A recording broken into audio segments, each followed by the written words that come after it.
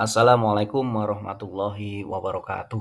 Saya Bambang Sukito SPDI, CGP Angkatan 9 Kabupaten Batang.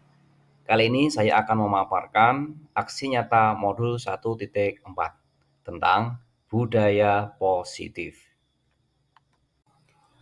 Di dalam melakukan aksi nyata, diseminasi modul 1.4 tentang budaya positif, saya melibatkan seluruh jajaran warga sekolah di SDN Kluwih 2. Yang pertama, Bapak Maftuhin SPDSD selaku kepala sekolah. Kemudian Ibu Arvita Istiqomah SPD sebagai guru kelas 1. Kemudian Ibu Hapsari Dwice SPD sebagai guru kelas 2. Kemudian Ibu Sunarsih SPDSD guru kelas 3 dan Pak Katriono SPD guru kelas 4. Selanjutnya ada Bapak Nastain SPD guru kelas 5. Kemudian Ibu Ari Budiarti SPD SD sebagai guru kelas 6. Dan tak lupa penjaga sekolah SDN Kluwih 2 yaitu Mas Sugeng. Di dalam kegiatan diseminasi budaya positif modul 1.4 ini terdapat tujuan pembelajaran khusus, yaitu calon guru penggerak dapat menyampaikan pembelajaran dari penerapan konsep inti dari modul budaya positif serta pemahaman mereka mengenai konsep-konsep inti dalam modul budaya positif. Diseminasi adalah suatu kegiatan yang ditujukan kepada kelompok, target, atau individu agar mereka memperoleh informasi, timbul kesadaran, menerima, dan akhirnya memanfaatkan informasi tersebut. Lebih singkatnya, diseminasi adalah proses penyebaran inovasi yang direncanakan, diarahkan, dan dikelola. Berikut adalah diseminasi saya.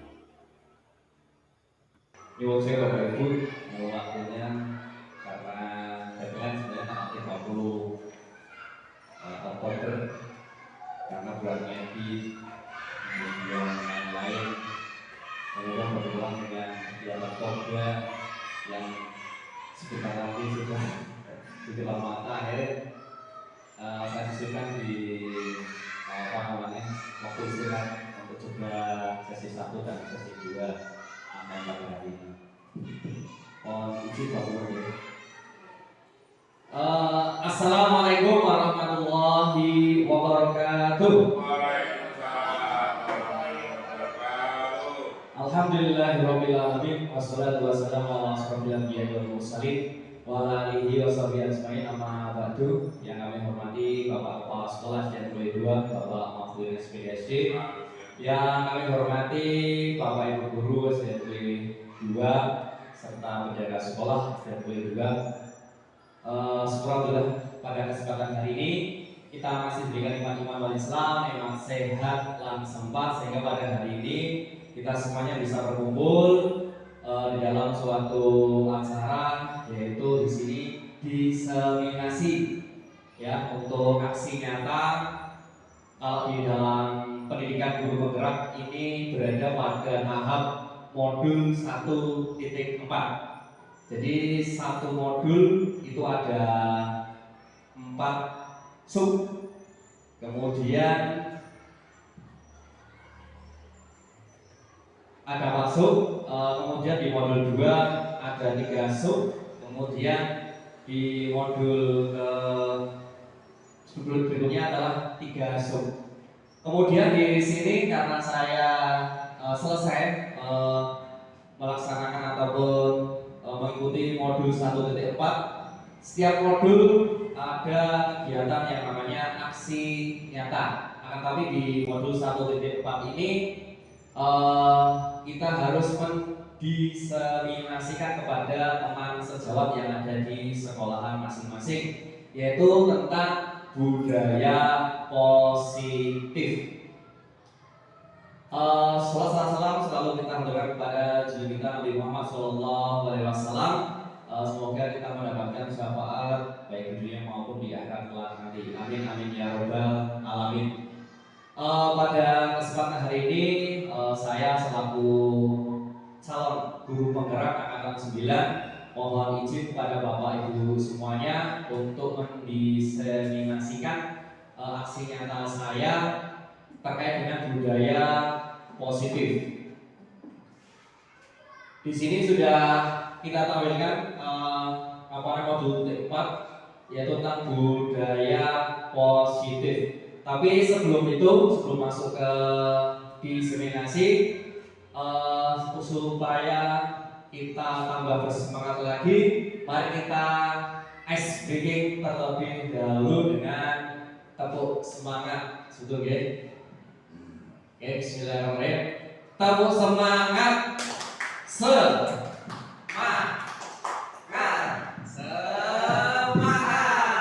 Seperti yang sudah kita terapkan di kelas-kelas sebelumnya. Oke, terkait dengan budaya positif, nyuwun sewu, bisa dibacakan, monggo Bu Ari.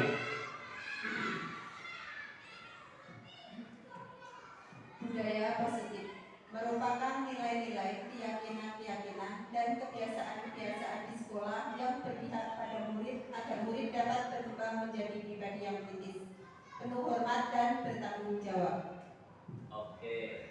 Oke, terima kasih Bu Ri. Jadi untuk budaya positif sebenarnya secara sekilas semua sekolahan sebenarnya sudah melaksanakan ataupun sudah membiasakan yang namanya budaya positif. Cuman kata-kata tersebut biasanya redaksinya ada yang berbeda, ada yang mendekati sama seperti itu. Jadi untuk budaya positif di sini adalah bisa dikatakan pembiasaan. Ya, salah satu contohnya di sini adalah pembiasaan boleh. Kemudian di sini keyakinan-keyakinan juga boleh. Kemudian tentunya yang berpihak pada murid di sini di sekolah SD 2 juga sudah kita terapkan budaya positif tentunya setiap hari dari awal berangkat siswa, kemudian sebelum masuk kelas, kemudian sebelum belajaran, kemudian ada pembiasaan-pembiasaan. Tentunya di SD kita semuanya sudah melaksanakan budaya positif. Nah, jadi di sini yang perlu kita tekankan adalah kira-kira kalau misalkan kebiasaan-kebiasaan terkait dengan budaya positif tersebut ada yang mungkin bisa ditambahkan, kemudian ada yang mungkin bisa diinovasi kembali. Nah, nanti mari kita pikirkan bersama-sama. Kemudian di sini ada konsep ya. Jadi selama saya mengikuti pembelajaran terkait dengan konsep inti budaya positif, di dalam budaya positif tersebut itu ada berbagai macam-macam materi. Yang pertama adalah perubahan paradigma belajar, kemudian disiplin positif, kemudian nilai-nilai kebajikan, kebutuhan dasar manusia, motivasi perilaku manusia, kemudian posisi kontrol guru, keyakinan kelas, dan segitiga restitusi. Oke, yang pertama kita bahas satu persatu, yaitu yang pertama adalah perubahan paradigma belajar. Perubahan paradigma belajar di sini pembelajaran dengan paradigma baru merupakan pembelajaran yang dirancang berdasarkan prinsip pembelajaran berdiferensiasi, sehingga para peserta didik belajar sesuai dengan kebutuhannya berdasarkan tahap perkembangan sesuai dengan teori psikologi modern untuk mewujudkan profil pelajar Pancasila. Jadi untuk belajar berdiferensiasi itu sangat penting sekali, apalagi kalau di SD kita tentunya ada beberapa siswa dalam kelas yang berkaitan dengan mungkin ada yang berbeda terkait dengan mungkin fisiknya, kemudian daya tangkapnya seperti itu. Dan jadi pembelajarannya biasanya kita tidak boleh menyamakan dengan siswa yang lain. Seperti makanya di sini ada istilah pembelajaran berdiferensiasi. Misalkan anak dalam satu kelas itu ada anak yang benar-benar daya tangkapnya kurang, maka untuk pembelajaran di kelas tidak bisa menyesuaikan dengan murid yang daya tangkapnya lebih cepat. Kemudian di sini mewujudkan profil pendidikan atau profil pelajar Pancasila. Di sini apa saja sih profil pelajar Pancasila? Yang pertama adalah beriman bertakwa kepada Tuhan Yang Maha Esa dan berakhlak mulia. Kemudian berkebinekaan global. Kemudian ada bergotong royong, kreatif, bernalar kritis, dan mandiri. Itulah satu kesatuan yang disebut dengan istilah profil pelajar Pancasila. Oke, yang pertama di sini untuk stimulus respon ya. Siapa sesungguhnya yang memiliki kontrol di sekolah ini? Siapa sih yang sebenarnya memiliki kontrol? Yang pertama ada stimulus respon, ada teori kontrol. Untuk stimulus respon sendiri, kita mencoba mengubah orang agar berpandangan sama dengan kita. Misal, kalau kita menjudge kepada orang lain kemudian supaya ikut kepada apa yang kita harapkan, tentunya di situ bisa disebut dengan istilah stimulus respon. Kemudian teori kontrolnya bagaimana? Kita berusaha memahami pandangan orang lain tentang dunia, tentang karakter daripada siapa yang akan kita ubah seperti itu dan lain sebagainya. Kedua mungkin bisa dibaca oleh Pak Yang kedua, oh ya, perilaku buruk dilihat sebagai suatu kesalahan. Oke, yang untuk teori kontrolnya, semua perilaku memiliki tujuan. Oke. Kemudian ada pertanyaan romantik. Ketika kita mendengar kata disiplin, apa yang terbayang di benak Anda? Apa yang terlintas di pikiran Anda? Disiplin, apa kira-kira Pak? Ya, Aku, betul. Ya, aku aturan, ya keharusan. Aku ketaatan ya. Ketaatan, aturan, gitu ya. Kalau kita mendengar istilah disiplin, tentunya ada tata tertib, gitu ya, pembiasaan yang positif dan lain sebagainya seperti itu. Kemudian di sini ada makna kata disiplin. Dalam budaya kita, makna kata disiplin dimaknai menjadi suatu yang dilakukan seseorang pada orang lain untuk mendapatkan kepatuhan atau mengikuti seperti itu lagi. Kemudian berikutnya adalah disiplin positif. Disiplin berasal dari kata disiplina yang berarti belajar. Disiplin mengacu pada diri sendiri yang memiliki tanggung jawab terhadap apa yang dilakukannya berdasarkan nilai-nilai yang diyakini. Disiplin positif merupakan salah satu penerapan disiplin yang bertujuan untuk menumbuhkan kesadaran serta memberdayakan peserta didik tanpa imbalan penghargaan atau reward. Jadi kalau kita kadang di kelas memberikan semacam reward atau penghargaan kepada siswa, kemudian hal itu ternyata di dalam suatu teori itu tidak membiasakan atau tidak mewujudkan yang namanya disiplin positif. Jadi ketika kita memaksakan untuk memberikan penghargaan kepada siswa untuk bisa mengikuti apa yang kita harapkan, ternyata di situ kita tidak menerapkan yang namanya disiplin positif, justru malah kita memaksakan kehendak kita terhadap murid tersebut.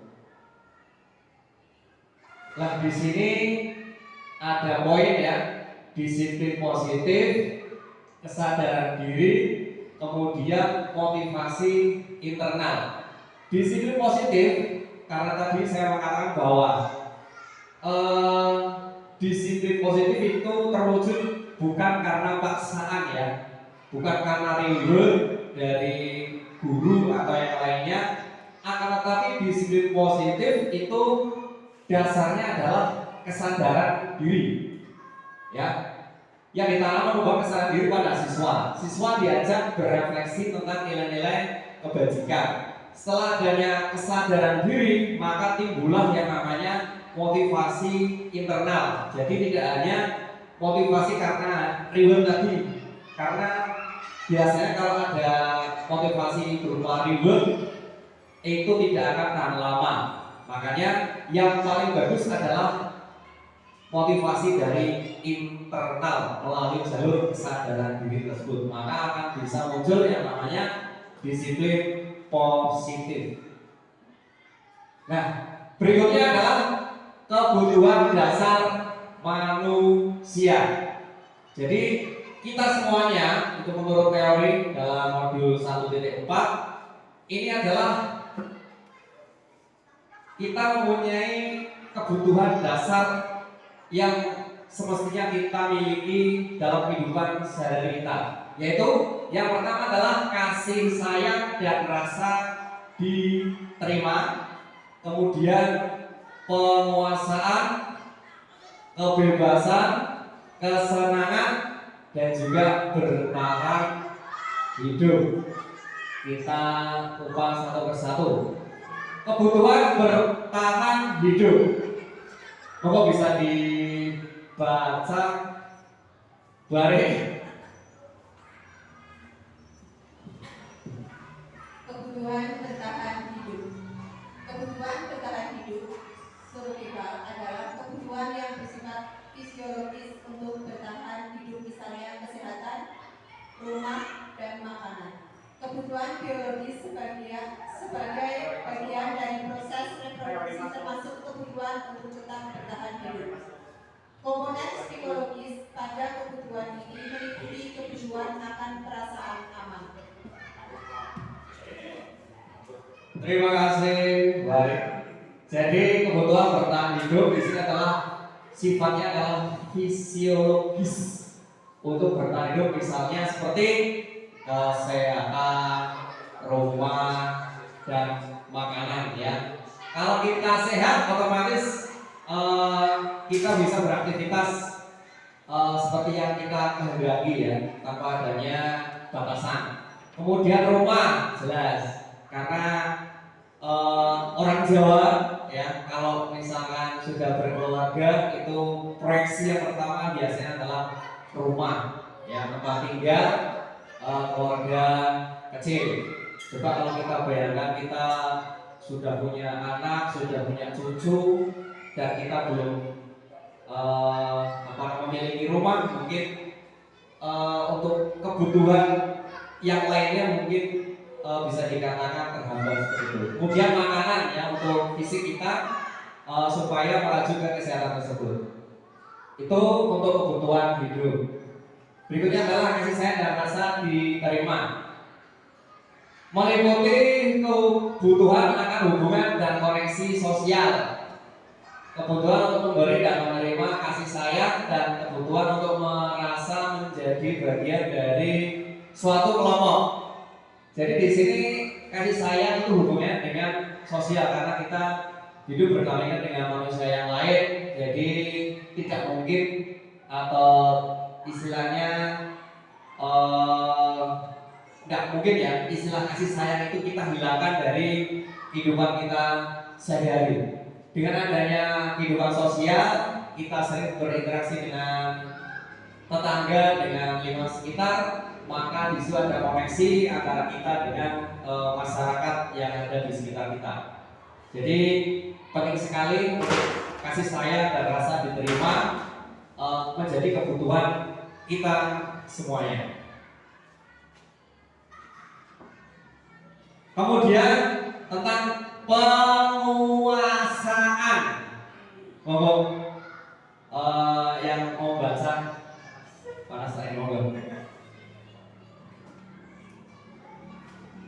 Penguasaan kebutuhan pengetahuan atas kemampuan kebutuhan ini berhubungan dengan kekuatan untuk mencapai sesuatu, menjadi kompeten, menjadi terampil, diakui atas prestasi dan keterampilan kita, didengarkan, dan memiliki rasa harga diri. Kebutuhan ini meliputi keinginan untuk dianggap berharga, bisa membuat perbedaan, bisa membuat pencapaian, kompeten, diakui, dihormati. Ini meliputi self-esteem dan keinginan untuk meninggalkan pengaruh. Terima kasih Pak Nas. Oke, jadi di berikutnya untuk kebutuhan yang harus dimiliki oleh kita semuanya sebenarnya adalah penguasaan, ya. Di sini sudah dijelaskan bahwa mencapai kekuatan untuk mencapai sesuatu, menjadi kompeten, menjadi terampil, diakui. Nah ini yang perlu digarisbawahi adalah diakui, seperti itu, bahwa kita semuanya di kehidupan sosial yang ada di dunia ini tentunya kita merasa harus diakui, gitu kan? Diakui dalam bentuk apa? Ya sehari-hari misalkan kita punya prestasi, ya mungkin karena kita jiwanya adalah manusia yang mempunyai kebutuhan pengakuan penguasaan, maka disebut muncullah pengakuan prestasi. Selain itu juga ada keterampilan kita. Kita tentunya tahu bahwa setiap murid yang kita ajar punya keterampilan masing-masing. Jadi mereka juga terkadang di kelas menonjolkan dengan keterampilan mereka masing-masing. Ada yang suka bermain bola, ada yang suka bermain badminton dan sebagainya. Makanya penguasaan ini penting sebagai landasan kita dalam kebutuhan. Kemudian kebebasan. Kebebasan di sini kebutuhan untuk bebas adalah kebutuhan akan kemandirian, otonomi, memiliki pilihan dan mampu mengendalikan arah hidup seseorang. Jadi ada kalanya kita butuh yang namanya kebebasan, seperti itu. Jadi makanya ketika kita dicas ataupun murid kita seringkali kita kasih tugas yang berlebihan, sepandai-pandai murid kemudian sedisiplin murid, terkadang ada di hati mereka kepingin yang namanya kebebasan. Karena apa? Kebebasan merupakan otonomi dari masing-masing individu dalam memilih pilihan dan mampu mengendalikan arah hidup seseorang. Ini adalah murid. Kemudian kesenangan.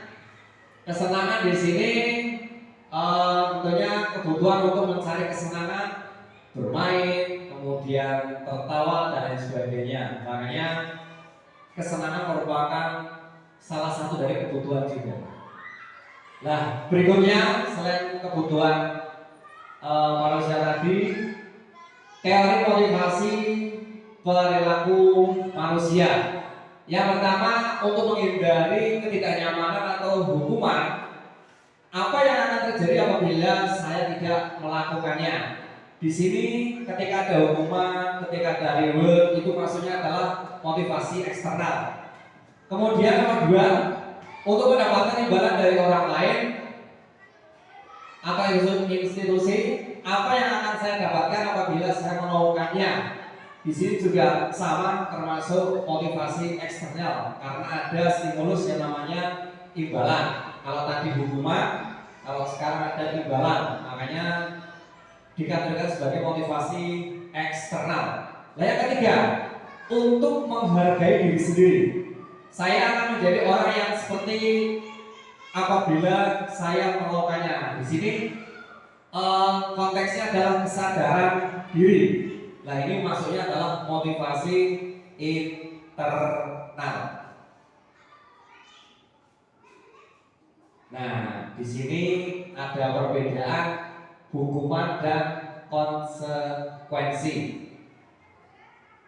Hukuman ini misalkan sesuatu yang menyakitkan harus terjadi. Misalkan kita menghukum siswa untuk membersihkan WC. Lah ini kan termasuk bagi siswa mungkin sangat menyakitkan gitu ya. Lah di sini kalau kita katakan dengan konsekuensi adalah sesuatu yang harus terjadi, itu bedanya.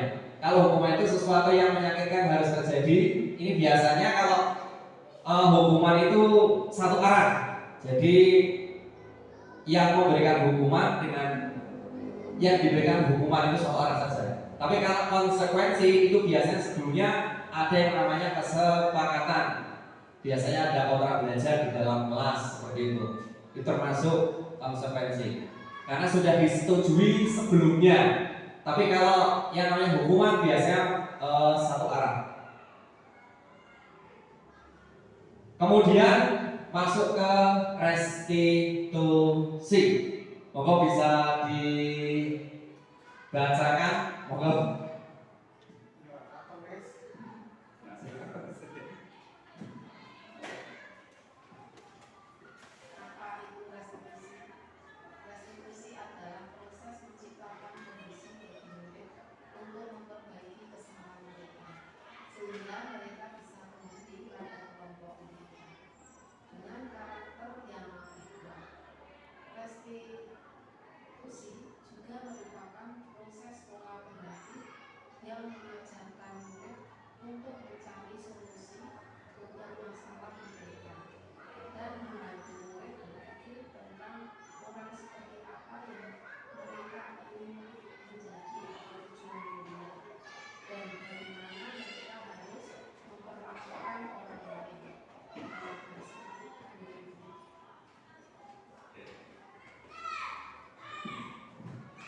Terima kasih.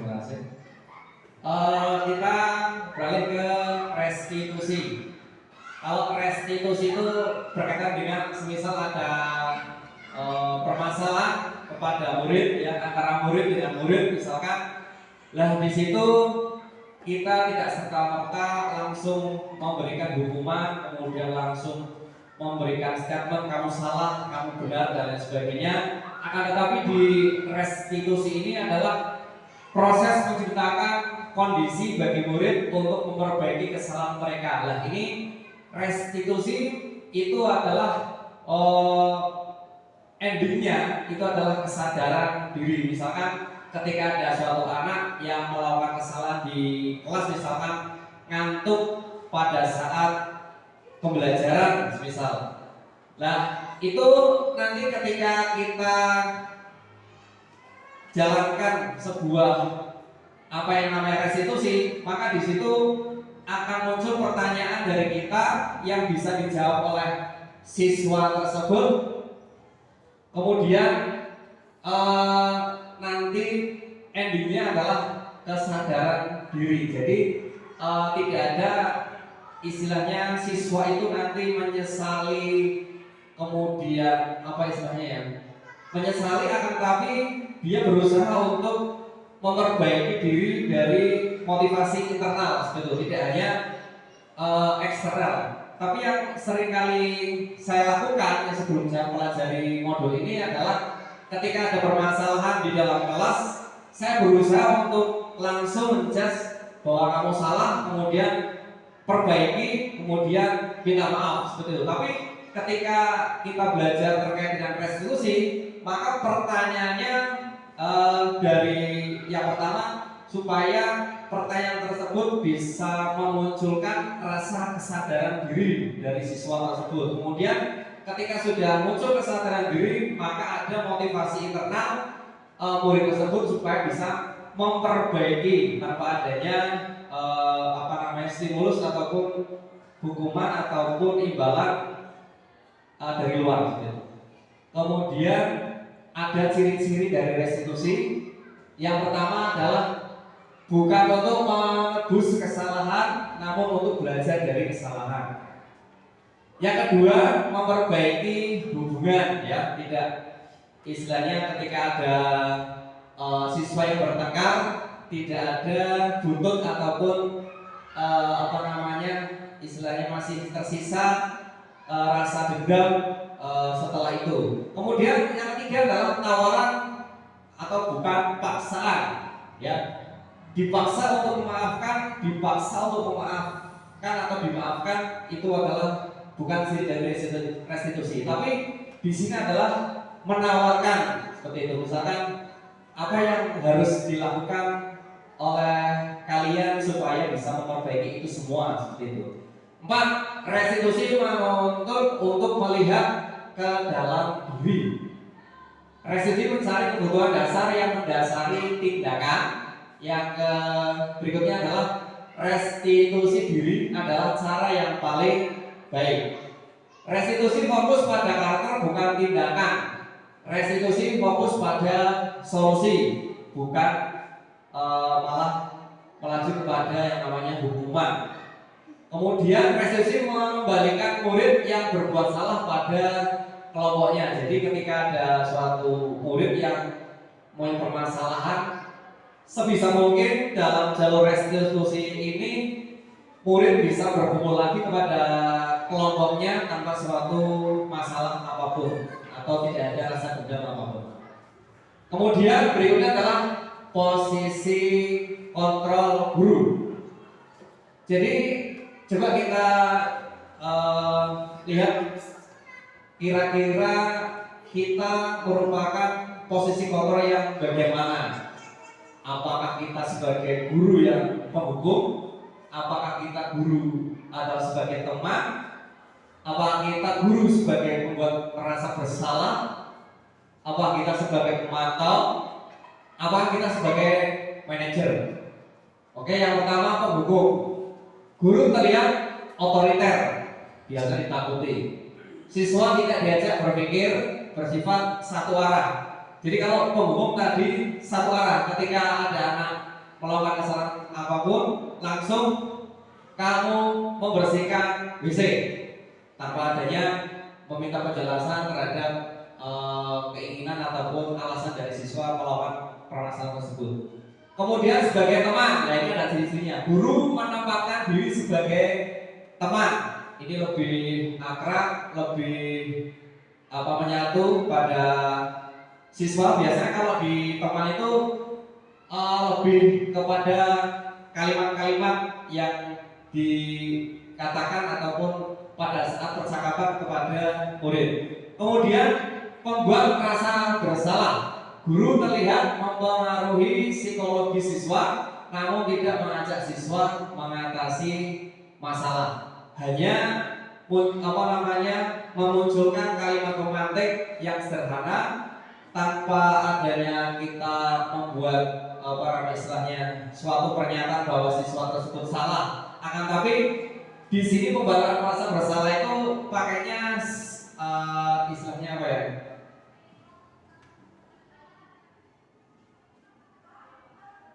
Membuat merasa bersalah itu misalkan ketika ada suatu murid yang bersalah, cukup dengan kalimat kamu melakukan semacam ini kira-kira sesuai dengan kesepakatan kelas atau tidak ya, seperti itu. Jadi ketika muncul pertanyaan tersebut, maka siswa bisa berpikir, oh iya, ternyata tidur di kelas itu tidak diperbolehkan karena sudah tertulis di tata tertib kelas tidak boleh tidur pada saat pembelajaran. Kemudian pemantau, guru berperan memantau perilaku siswa. Kali ini hanya sekedar pemantauan saja, jadi istilahnya tidak berperan langsung melalui permasalahannya. Kemudian manajer, lah ini yang paling kompleks. Guru berbuat sesuatu bersama dengan murid, mempersilahkan murid mempertanggungjawabkan perilakunya. Jadi ketika semua itu ada pada suatu guru tersebut, baik itu penghukum, sebagai teman, membuat merasa bersalah, pemantau, otomatis guru tersebut adalah merupakan sebuah manajer. Kalau manajer kan berarti tingkatannya sudah bisa memanage dari apa yang harus dihukum, apa yang kita bisa posisikan sebagai teman, bagaimana kita membuat siswa merasa bersalah, bagaimana kita memantau kesalahan yang ada di murid. Ini sudah ada semua di posisi kontrol manager. Contoh penerapan 5 posisi kontrol. siswa tidak memakai atribut seragam lengkap saat upacara bendera. Nah, ini contohnya misal kalau kita pada hari Senin ada siswa yang tidak memakai atribut lengkap pada saat upacara bendera. Di sini Riko hormat pada bendera selama 30 menit. Ini adalah penghukum. Ketika ada anak, ketika melihat anak yang tidak memakai atribut, kalau pengguru ciri-ciri guru yang bersifat penghukum itu langsung Riko hormat pada bendera selama 30 menit. Itu kalau guru yang mempunyai posisi kontrol penghukum. Tapi berbeda dengan kalau guru sebagai pembuat merasa bersalah. Beda lagi. Ibu sangat kecewa sekali dengan kamu. Barangkali ibu harus memberitahu kamu ya. Nah, ini tidak langsung jas hukuman, akan tapi melalui kalimat yang menyentuh sehingga membuat murid itu merasa bersalah. Oh ya, hari ini saya tidak makan atribut, hari ini saya bersalah, seperti itu. Ini dari guru yang sebagai posisi membuat merasa bersalah. Nah, di sini ketika posisi sebagai teman, nah ayolah, bagaimana sih kamu? Kemarin kamu sudah janji ke ibu, bukan? Kenapa tidak memakai dasi lagi? Sambil tertawa ringan. Di sini tidak istilahnya tidak menakut-nakuti siswa dengan wajah yang galak dan lain sebagainya. Tetapi kalau posisi kontrol sebagai teman, ini sambil guyon tapi sambil kita menegur pada siswa. Ini ciri-ciri dari guru yang memiliki posisi kontrol sebagai teman. Kemudian beda lagi dengan pemantau. Peraturannya apa yang telah kamu lakukan. Jadi mengembalikan posisi atau pengingat-ingat tata tertib sekolah, kemudian melemparkan pertanyaan apa yang bisa dilakukan. Nanti yang berikutnya adalah manajer. Apakah kamu tahu kesalahan kamu? Iya, tidak memakai atribut lengkap. Jika kamu meyakininya, apakah kamu bersedia memperbaikinya? Jadi kompleks pertanyaannya. Ketika pertanyaannya tidak memakai atribut seragam lengkap, salah. Ketika murid itu menjawab salah, maka ketika mereka meyakini bahwa adanya kesalahan, maka di situ akan muncul kesadaran atau muncul motivasi internal supaya bisa memperbaikinya. Itu nanti biasanya terjadi pada guru yang bersifat manajer, lebih kompleks. Lah, di sini posisi kontrol apakah aku? Ibu lelah sekali mengatakannya. Ibu kecewa sama kamu. Tadi apa kira-kira posisinya? Bu Arif tadi apa? Kalau kalimat seperti ini ketika ada permasalahan pada murid, ibu lelah sekali mengatakannya. Ibu kecewa sama kamu. Hukum. Pak Toyo menjawab hukum. Apa? Kak Andri? Apakah penghukum, apa teman, atau pemantau? Pemberasa bersama pemantau, berasa teman,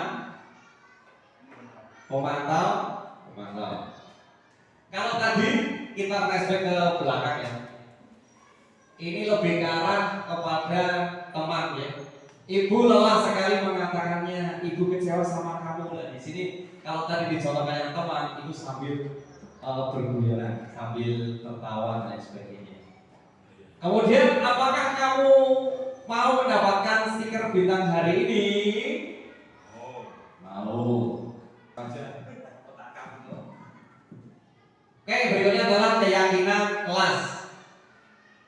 Setiap guru di kelas mungkin sudah merencanakan ataupun sudah menyepakati keyakinan kelas masing-masing, yaitu misalkan di dalam kelas tidak boleh memakan permen, misalkan tidak boleh peraturan kelas boleh.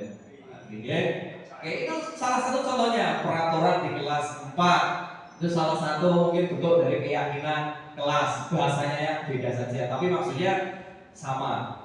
Berangkat ke sekolah jam sekian. Kemudian nanti di kelas tidak boleh berbicara ataupun guyonan dengan teman yang lain pada saat pembelajaran itu dan lain sebagainya. Itu salah satu contoh saja. Kemudian di sini peran guru dalam mewujudkan keyakinan kelas, yakni dengan mengajak siswa untuk membuat kesepakatan bersama. Keyakinan kelas nanti melibatkan guru dan semua murid, dan nanti endingnya adalah disepakati bersama. Kemudian keyakinan kelas berupa suatu kesepakatan bersama.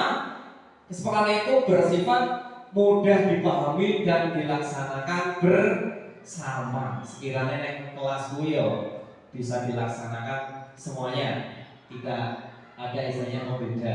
Kemudian keyakinan kelas terbentuk dari komunikasi dua arah, tidak bersifat satu arah pemaksaan. Misalkan peraturan yang sudah tercipta di kelas ini, misalkan kok hanya dituliskan oleh guru yang bersangkutan, tidak melibatkan murid, nah itu tidak merupakan keyakinan kelas. Keyakinan kelas di sini adalah melibatkan guru yang bersangkutan dengan semua murid, sehingga timbul yang namanya kesepakatan. Sehingga pada saat nanti ada permasalahan ataupun salah satu siswa yang tidak mematuhi ataupun berada pada situasi melanggar, maka di situ ada yang namanya konsekuensi.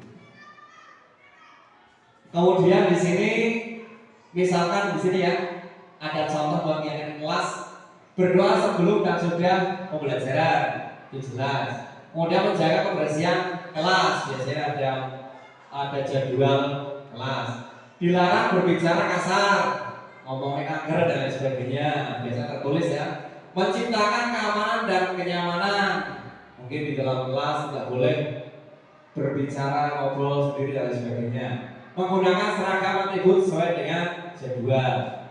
Nah, ini salah satu contoh saja. Ini yang bagian satu menggali peraturan yang perlu disepakati di kelas. Kemudian sehingga tadi yang saya contohkan tadi diolah lagi menjadi kalimat yang lebih bagus.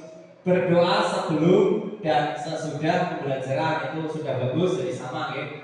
Menjaga kebersihan kelas. Nah, kalau tadi menciptakan, dilarang berbicara kasar, kalau di kalimat positif adalah berkata sopan. Kemudian menciptakan keamanan dan kenyamanan, masih sama ya. Kemudian kalau menggunakan seragam atribut sesuai jadwal, disiplin berpakaian. Jadi istilahnya dalam suatu keyakinan kelas itu bahasanya juga mudah dipahami oleh anak. Misalkan disiplin berpakaian, berarti mereka sudah tahu bahwa hari Senin pakainya apa, hari Selasa pakainya apa, dan sebagainya. Tidak ambigu serta membingungkan murid. Kemudian nilai-nilai kebajikan. Di sini ada berdoa sebelum dan sesudah pembelajaran. Ini nilai kebajikannya adalah beriman dan bertakwa kepada Tuhan Yang Maha Esa. Kalau menerapkan keyakinan kelasnya menjaga kebersihan kelas, maka nilai kebajikannya adalah kebersihan. Dilarang berbicara kasar, maka nilai kebajikannya adalah sopan santun. Kemudian menciptakan keamanan dan kenyamanan di kelas, itu nilai kebajikan adalah kenyamanan.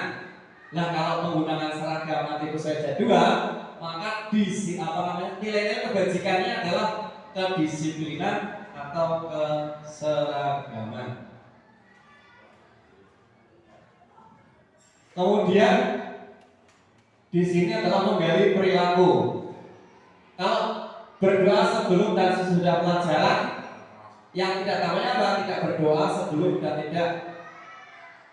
tidak berdoa sebelum dan sesudah pembelajaran, itu yang tidak tampak ya. Ketika kita melaksanakan kelas berdoa, maka kita bisa melihat ketika anak tersebut tidak berdoa, maka ini bisa tampak seperti itu. Kalau melaksanakan piket kelas, itu juga tampak ya, dengan daya acuh terhadap jadwal piket. Kemudian berbicara sopan santun. Nah, ini indikasinya adalah perkataan kasar. Kemudian tenang di dalam kelas. Nah, di sini kalau ada peraturan tenang di dalam kelas, maka yang tidak kami adalah membuat gaduh di kelas. Berseragam sesuai aturan, tidak memakai seragam, lengkap itu tampak. Berikutnya adalah memperdalam tugas warga sekolah. Di sini ada rumus Y.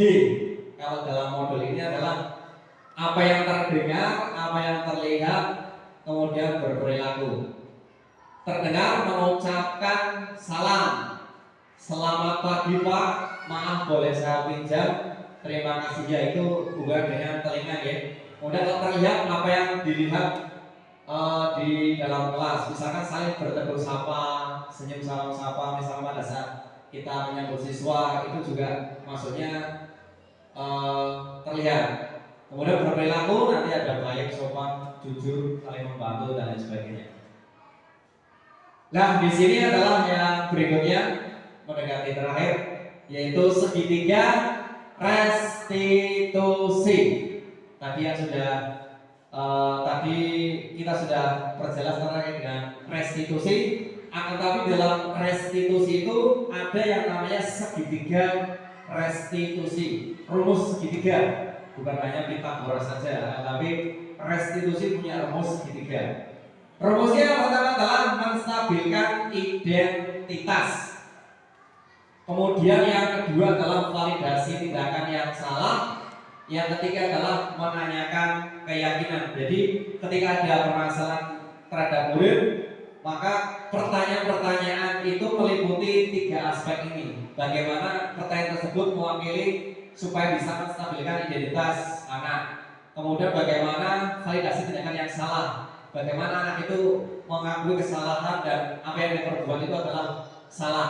Kemudian menanyakan keyakinan. Bagaimana caranya pertanyaan tersebut nanti bisa membuat keyakinan murid supaya bisa memperbaiki ke depannya.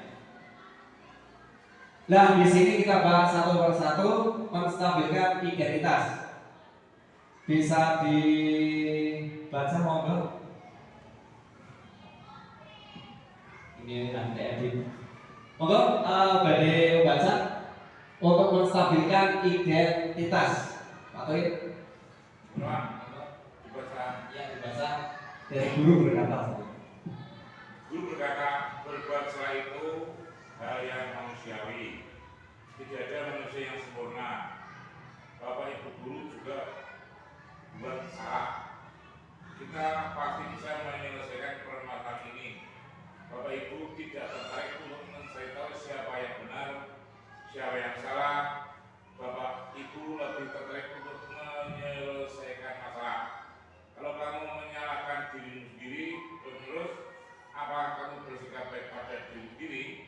Iya. Itu salah satu contoh pertanyaan yang intinya menstabilkan identitas. Misalkan berbuat salah itu hal yang manusiawi. Jadi ketika ada anak yang kita bawa ke kantor terkait dengan permasalahan, ketika kita tanya, hai anak, berbuat salah itu hal yang manusiawi. Jadi tidak serta-merta, hai kamu salah, ayo kamu harus memperbaikinya dan lain sebagainya. Itu bukan menstabilkan identitas. Tapi kalau ada anak kemudian kita berkata berbuat salah itu hal yang manusiawi, contohnya, kemudian tidak ada manusia sempurna. Jadi seolah anak itu tidak merasa salah banget seperti itu. Jadi efeknya nanti bisa muncul kesadaran diri yang nanti membawa motivasi internal. Bapak Ibu juga pernah melakukan permasalahan ini misalkan. Jadi siswa juga, oh iya, Pak Guru juga dulu pernah melakukan kesalahan. Jadi kesalahan ini ya termasuk tidak membuat anak itu down seperti itu. Bapak Ibu tidak tertarik untuk mencari tahu siapa yang benar, siapa yang salah. Bapak Ibu lebih tertarik untuk menyelesaikan masalah. Jadi Bapak Ibu guru tidak langsung memberikan kamu salah atau dia salah, akan tapi berusaha untuk menyelesaikan masalahnya. kemudian validasi kebutuhan. Kamu bisa saja kan melakukan hal yang lebih buruk, tapi kamu tidak melakukannya kan? Nah ini. Apa yang penting bagi kamu? Kamu pasti punya alasan mengapa melakukannya. Nah ini yang sering ini, yang bisa dicontohkan nanti di wawancara terhadap permasalahan siswa. Kamu pasti punya alasan mengapa melakukannya. Misalkan ada siswa yang mencuri uang di kelas misalkan, kemudian ketahuan. Jadi pertanyaan untuk memvalidasi kebutuhan atau memvalidasi kesalahannya itu adalah misalkan salah satu adalah kamu pasti punya alasan mengapa kamu melakukan atau pencurian di dalam kelas seperti ini. Salah satu contoh saja. Oke, setelah itu adalah refleksi. Yang pertama adalah hal baru apa yang mengubah paradigma saya yang saya dapatkan. Monggo Bari. Setelah saya mendengarkan materi tentang modul 1.4 budaya positif, saya menjadi tahu bahwa setiap permasalahan tidak harus diselesaikan dengan hukuman. Mantap, terima kasih Bu Ari. Jadi Bu Ari setelah mempelajari modul ini, Bu Ari menganggap ataupun sadar bahwa setiap permasalahan yang ada di kelas terkait dengan siswa itu tidak harus diselesaikan dengan cara hukuman. Kemudian refleksi berikutnya adalah peran Amon seperti apakah yang saya telah lakukan selama mengikuti modul ini. Monggo, Cinta, Pak Nas.